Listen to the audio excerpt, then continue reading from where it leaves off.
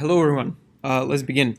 So this is gonna be the R session for homework 11. I'm gonna go over the things you'll need, like the t-test and calculating the group standard deviation and standard error, as well as a couple of things that we should review, like correlations, scatter plots, and regression, but just shortly, just briefly.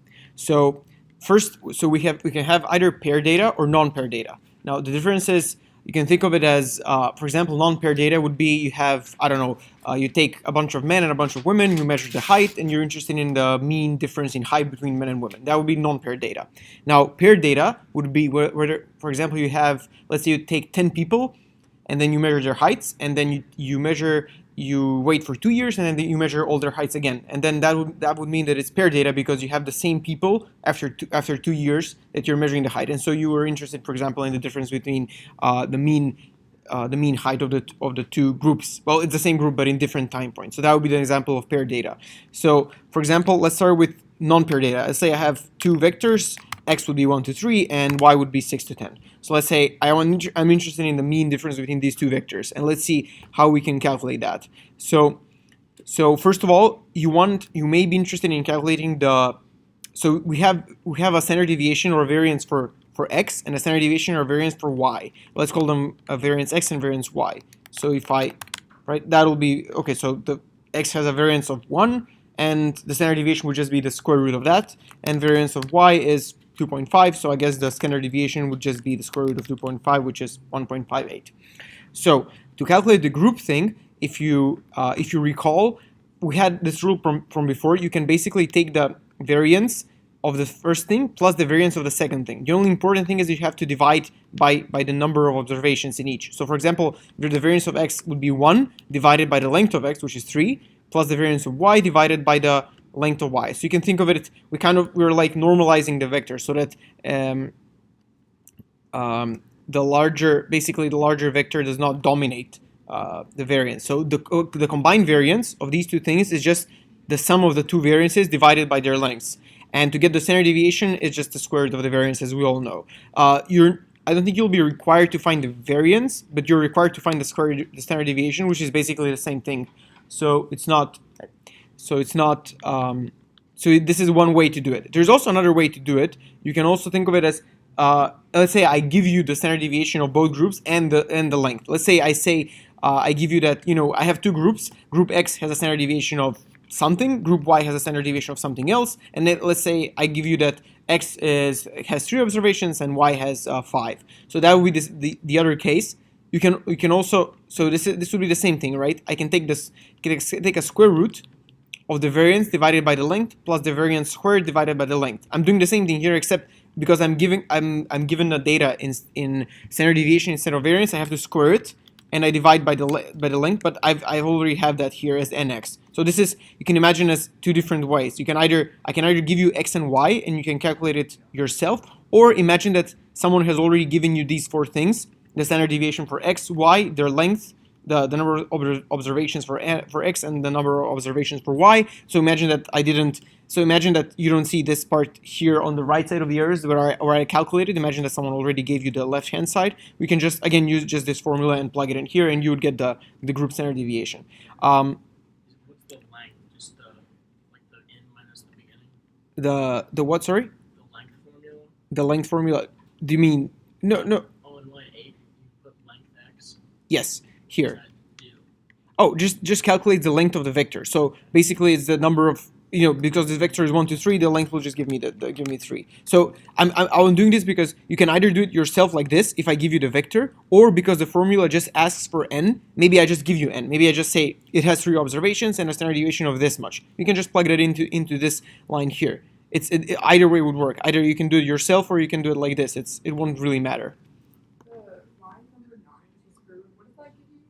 So yeah, because this is the group variance. I call it variance xy. This is going to be the group variance, and if you want to get the group standard deviation, you just take the square root of that, because the questions ask for the standard deviation of the group, not the variance of the group. So we have to do the square root. That's all. That's because that's in the question. I'm just doing this to show you that it kind of makes intuitive sense, right? I have 2 different vectors of 2 different lengths, and I have a variance of this and a variance of that. So basically, I take like it's basically like a weighted mean of these two things. That's all I'm doing. I'm taking the variance of this and that. I'm just dividing it by their length, so that it kind of makes intuitive sense. That's why I wrote it like this. But I think for the questions, you're usually just given the standard deviation for both things and the length for both things. And so basically, you can just do this, and if you do this, you get the same thing. So it's either way would work. But I think there might be a question like this as well, where you're just given some observations x, some observations y, and you have to calculate it yourself. So either way would work. It doesn't really matter. That's why we just show you both. I think, if I'm not mistaken, I think you'll need to calculate the statistic, which is basically the reason the whole reason we do this is, well, either I guess the question could ask for that, or we want to get the test statistic. So you take the mean of the first group minus the mean of the second group, and you divide it by the square root of the variance, which is the standard deviation of the group. So if you do that, you would actually get I think this should give you the same number. So I take the mean. So mean of x is 2, I think. Yes, and the mean of y is, mean of y, that's 8. Okay, so the difference is minus 6 divided by the square root of the variance.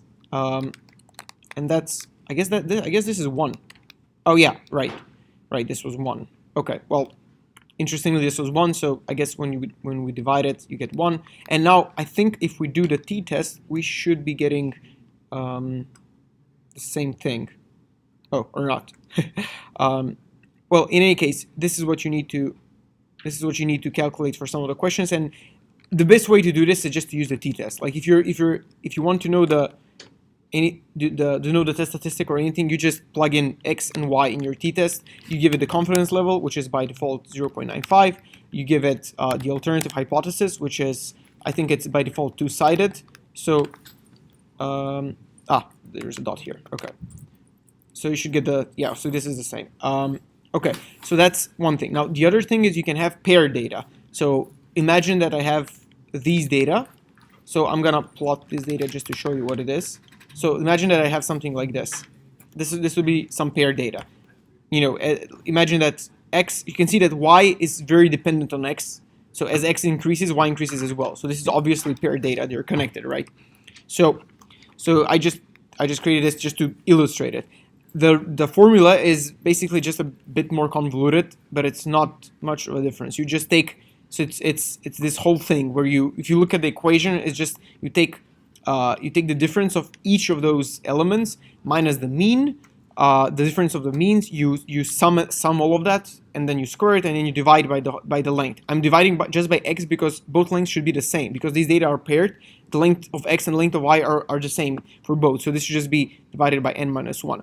I mean, if this might look daunting, but basically just the formula written in R code for that for the group standard deviation of paired data. And now, again, the easiest thing to do is just use t-test. If you just do t-test, you'll get the test statistic. You'll get the degrees of freedom, which is the number of observations minus 1. This is calculated automatically. You don't put this, and it gives you the p-value, it gives you the confidence interval, and it tells you that, well, this is the sample estimate for the mean of the differences. So I think the questions basically just ask you for the group standard deviation either for the paired or non-paired case, and I think you'll need to do the t-test for either paired or non-paired data. So the only difference from above is, again, these things are the same, so you don't have to plug this in unless the alternative is not two-sided and the confidence level is not 0.95. So if it's not, then you would have to write 0.9 or put greater here or something. But if you don't, so this is all you need to do for non-paired data, and this is all you need to do for paired data. So by default, as you can see, the data is non-paired. If you want it to be paired, you just add paired equal to t.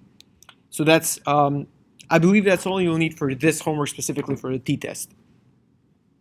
Now, a couple of things that you should probably review because finals are coming up is, I guess it's important to look at the scatter plots always, right? So I plotted this before, right? It should look fairly, if you want to fit a line like we're doing, you should be able to see where a line could be fit. If not, then maybe a linear regression is not the best thing to use, right? And there's a bunch of things that we checked, if you remember. So the correlation, this one matter here, right? The correlation is symmetric, so yx would give you the same thing, right? And when you do correlation, basically you kind of expect that to be your coefficient approximately. So not exactly, but approximately you expect this coefficient to be in your linear regression. I'm going to show you, it's unnecessary. So I'm going to show you, let's say I do a regression, right?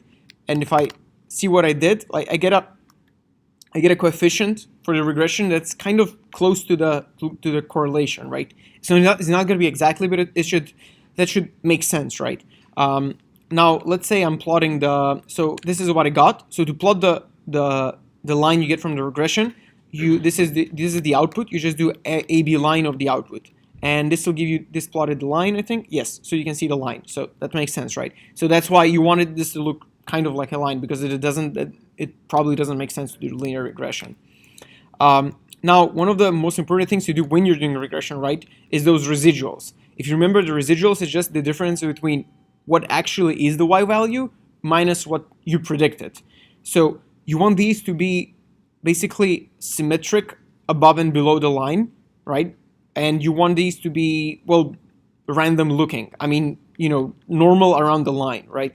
So when I plot this, and I'm gonna plot a horizontal line at 0. This is what this does here. AB line h equal to 0. This says horizontal at 0. So when you plot the residuals, you always want them to look something like this.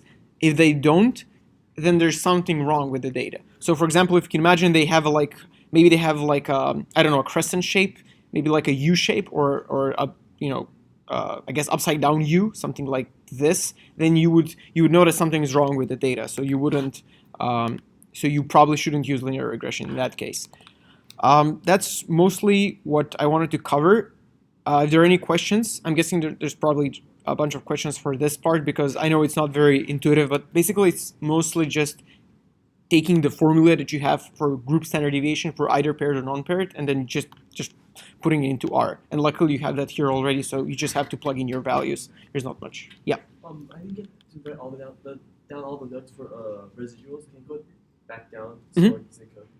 Yeah. So the residuals is just your actual y values minus what you predicted, right?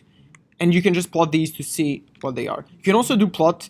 You can also plot the residuals against the x values, like this. But I mean like this, right? You should be looking at the same thing. It doesn't matter. Like either of these plots should tell you if the regression is fine, and if it is, then this should look, the same as well. So how does the calculation work when you type in predict Here? residuals? Yeah. What is that calculation? No. So when you have a linear regression model, this is the result. I call it REG. Yes. If you do predict on that model, it'll just give you the predictions that your line has for the points you gave it. So basically, you're training it on these points, right? You're fitting a line to these points, and you have y, you have x, and your line gives you. Wait, let me plot the line. Okay, so where was that? Okay, here. I'm asking this question because I'm not used to residuals at all. It's because I thought all you needed was a line of best fit in the regression, and I'm not 100% sure. No, so the only reason we do residuals is because you have to see them to note if. So I think this was on the test as well, right? Yeah. You have to look at the residuals to see if it makes sense that you're fitting a line. It's usually you can just plot the data like this and see like, oh yeah, this is this looks fine. I can plot a line here. But sometimes you can do that with the residual. So it might not. So for example, let's say that y is not this, but maybe it's. Let me think. Maybe y is x squared. So let's say I'm doing this, right? And let's say now if I look at this, it's gonna look something like this, right? This would not be a very good line. If I plot, if I do the line, this is what it's gonna look like. This is my results, right? It's kind of weird. And if you look at the residuals, they're gonna be weird as well. Like if I plot the residuals, this is what they look like. See, they definitely don't look normal, because the previous plot might look kind of normal, like it's not that bad. You can see like, oh yeah, this is not that bad, right? You can kind of fit a line, but actually it's pretty horrible once you look at the residuals, because when you see this, you can see that this is absolutely horrible. This is not what you would expect, and this is not what. When you plot x comma residuals, what are you looking for? Like what's like the results you want? It's gonna be the same thing basically. Do you want a curve or no? No. You never want something like this. You want randomness basically. You want the points to be like randomly distributed above the line and below the line, wherever the, across this whole thing. So definitely not like this. This has a very clear pattern, whereas here you're above the line, here you're below, and here you're above again. And that's just because you can see that from the data, right? You can look at it here. You can see that basically your line is underfitting these points here. It's over these points here, and again under these points. And you don't want something like this. So that's why you look at the residuals. That's all. This might be out of topic, but what would you do if this is for a linear model, right? Yes. So the points you did was for a model for a parabola. Is there a residual diagram for parabolas? Yeah, you would, yes, for residuals you would compare your predictions. So these would be the actual values of the parabola, right, the x squared, and this would be your prediction. So if I didn't have a linear model, I could actually I would have a parabola kind of. My predictions would also be parabola if I have that as my model. But yeah, this is kind of, I don't think you need to do anything other than linear regression. So I think in this case you're fine. You just need to care about linear regression, and this is it. So I wasn't here for most of the top part. Can we go back up a little bit? Sure. Are there any? Yeah. Before I do that, are there any other questions regarding this part here, or this part? Okay. Cool. Just a sec.